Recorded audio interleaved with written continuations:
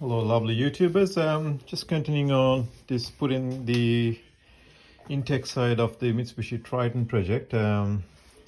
So the last video I was struggling to put these couple of bolts in here, so I got them in.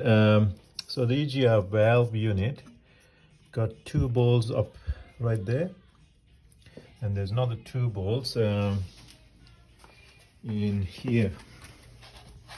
You can see, so it's these two ones here, that one and there.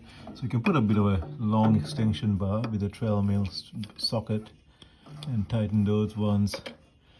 That's the bracket which goes into the engine block, which holds the EGR cool and the EGR valve. So tighten those ones up. That hose which goes into the EGR, the water line, has to be put underneath there too. So I had a couple of little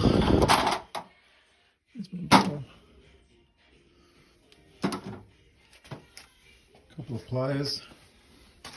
So you put your hand like that, and then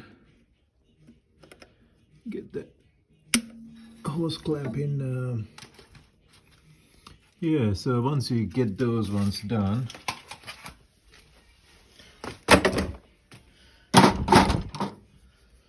then what you got to do next is between these, I think that was in the previous video as well, there's a little gasket which goes between the EGR cool and the EGR, so you make sure you put that gasket in. It's a gasket for that pipe thing there which connects into the exhaust. Two bolts, that's a tricky one, trying to put that in.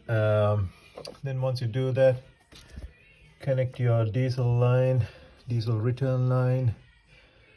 I've plugged everything in, connect the throttle control thingy, plug that in, the power steering sensor, and then connect all your glow plug wiring loom.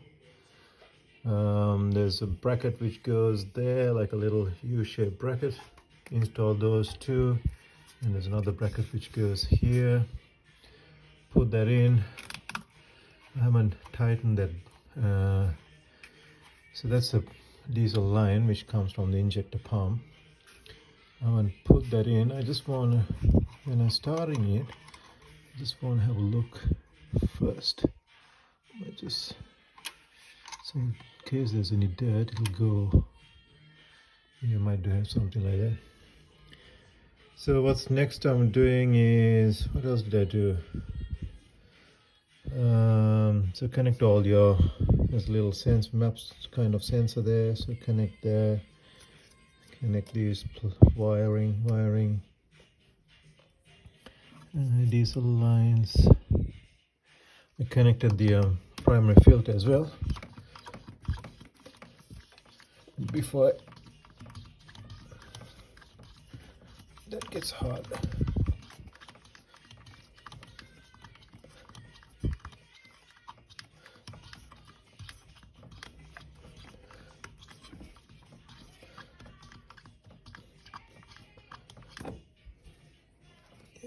It's pretty hard. So before I connect that line, I just put a bottle there.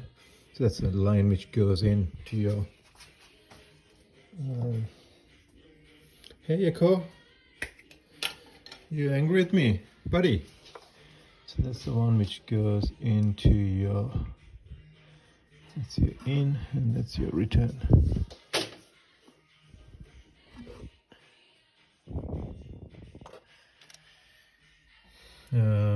Yeah, before I connected the line, I pumped it, and if there's any dirt, I just made sure all the dirt's been taken off. I mean, there shouldn't be any dirt coming, but any dirt in that line, I just emptied a half bottle of diesel and back into the diesel tank. What else? Connected the pressure sensor in your common rail.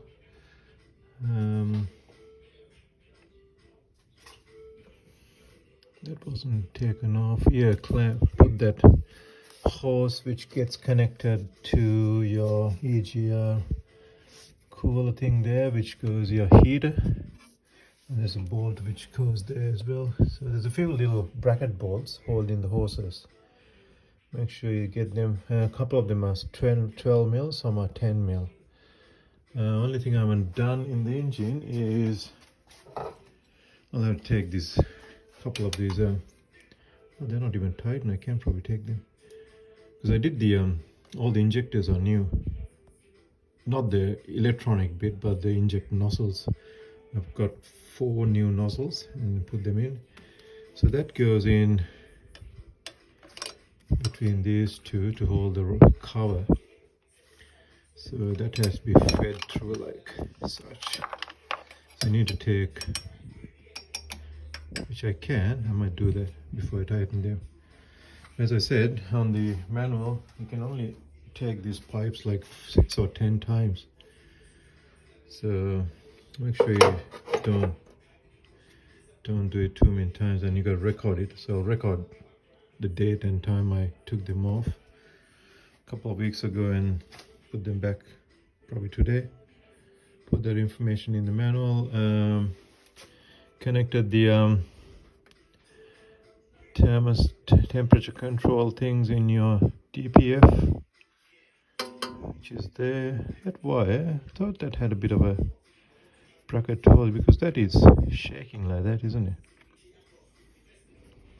Anyway, I need to change, because when I initially ran the diagnostics tool when the car was running, there was a bit of an error. The pressure sensor on the DPF had an error there, so I bought a new pressure sensor. So I'll connect that. I need to put all these new injector bolts too, because they weren't arrived when I initially installed these, and I started painting the car at the same time, so I didn't want anything lucky I didn't have them loose, because all the paint would have gone in. So all right, I'll connect so the next stage is connecting the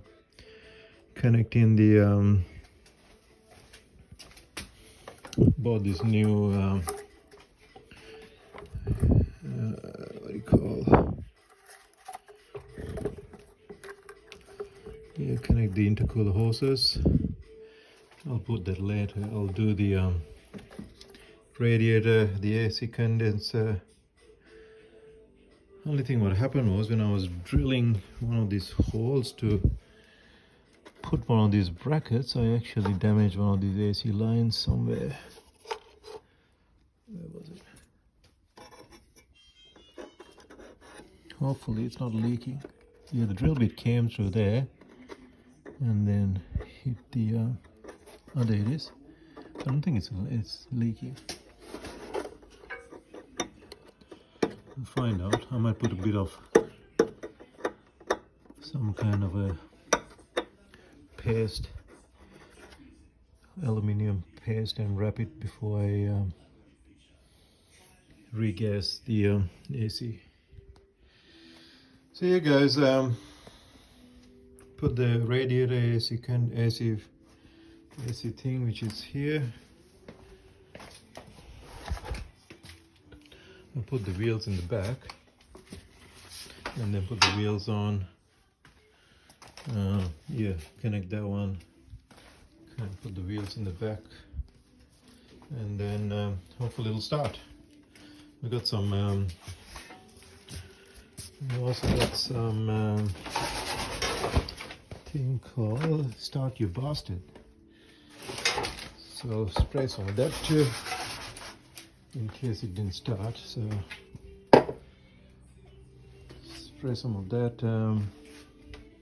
I'm pretty sure it'll start,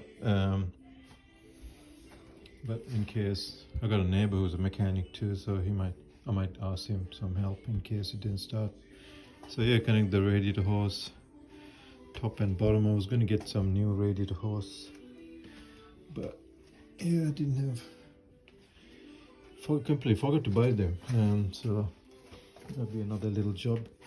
Connected these recovery torque lines too while the radiator's off, so they came in quite good. Had to drill a hole here, had to drill that hole through the chassis rail to the other side, because that nut, there's a nut bolted there, welded to the chassis rail, and that's only like like a 10 mil, and these ones are all 12, 13 mil bolts. So I had to drill it from there. I thought initially I was going to drill it from there. That's one of the reasons I bought the right angle. I made that modification to the right angle drill.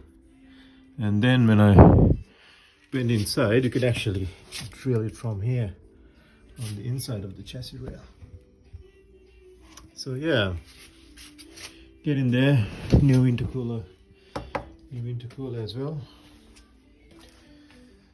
Only bad thing is all this paint, spray painting, it's going underneath, so it's alright. It's just a 4-wheel drive. Got a Pajero, Mitsubishi Pajero for my daily drive. This is just an off-road kind of car I'm doing up. Alright, thanks for watching, guys. I'll do another video once it's all started and running. Thanks for watching. So this is the part 4 of this intake side, all the way from the injector pump to cleaning the inject manifold, cleaning the EGR valves. So the EGR valve was completely clogged as well, guys.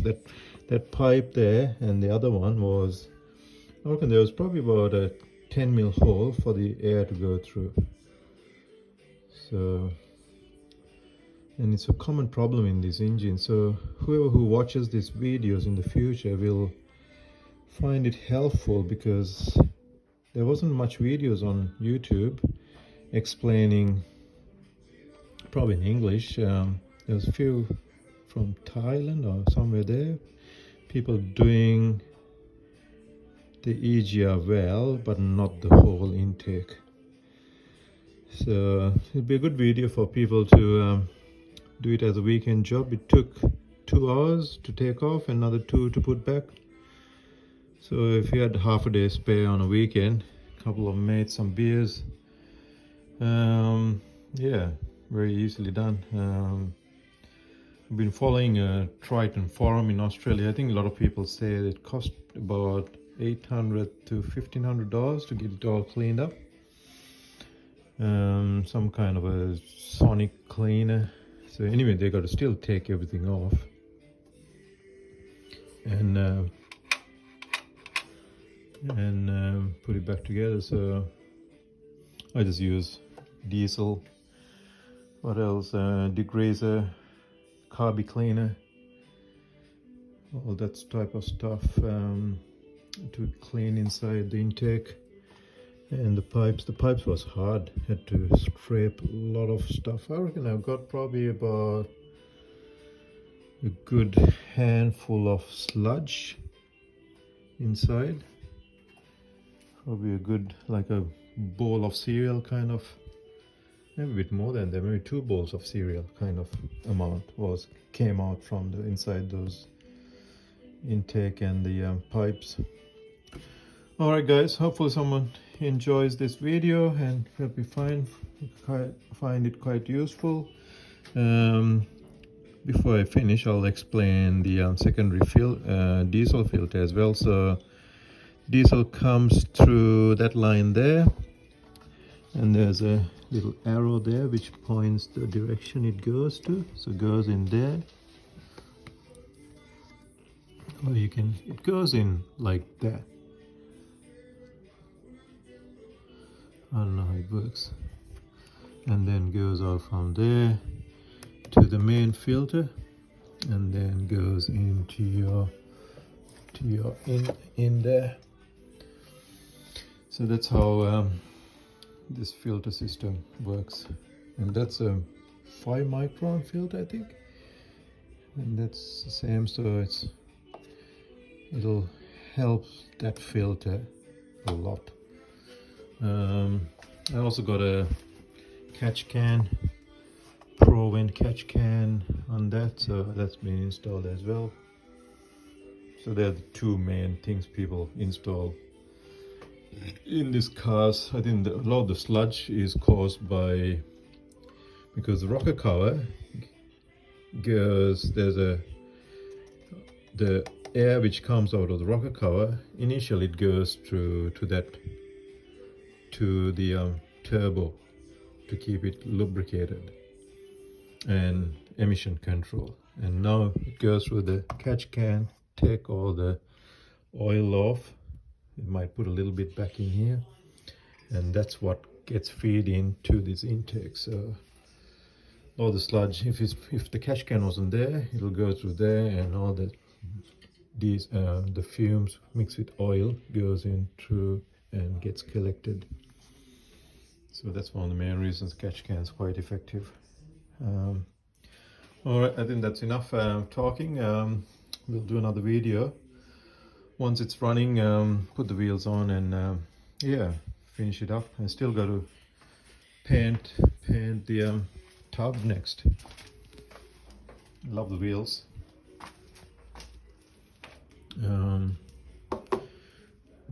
Wild Peak 83W tires, brand new. I mean, they all cars with spray paint. You can see the spray paint where the tires were. I need to get some grinding wheel and take all the spray paint from underneath. That's mainly not the white, that's the epoxy prime I put in more than the white paint. That's the epoxy primer. It's apparently quite bad to breathe too, so I had good masking system, and the exhaust fan I came up with did a fairly decent job in taking the fumes off too. And I went for a run the same day and didn't feel like I'm running out of breath, so hopefully it hasn't stuffed my lungs. I want to do I've done a half marathon, just want to do a full marathon in the next years or so. Alright, take care guys. Cheers, bye.